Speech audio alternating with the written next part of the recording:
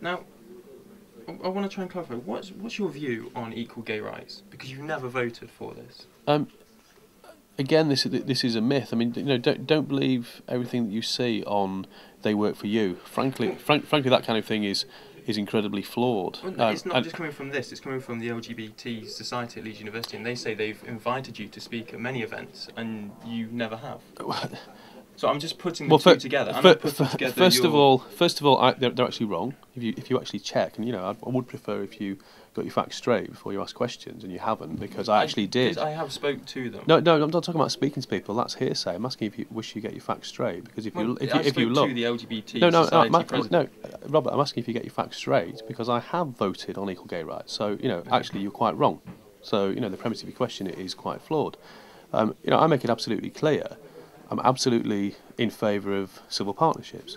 I didn't vote on that because that was in the last Parliament, but had it been in this Parliament, I absolutely would have supported the historic vote to give people who are, of all genders, the right to have civil partnerships, because everyone should have the same legal rights in law to do that. I think what you are talking about, and this is where people try to twist things, and of course they do, and that's perfectly legitimate in democracy, is I'm also very strongly in favour of free speech.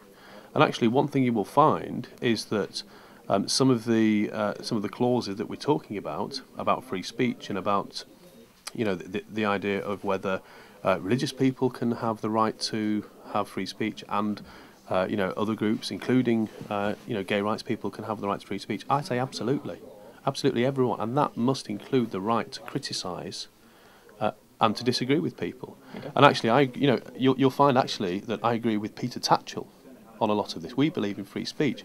If you see Peter Tatchell's press releases, he thinks that churches actually should be allowed to say, that they don't agree with certain things, and equally other groups can say churches are wrong, and that their whole principle is wrong. We have to be able to have that debate, and the votes that I have made in the House of Commons have been against the attempts to sort of stifle that because of sort of political correctness.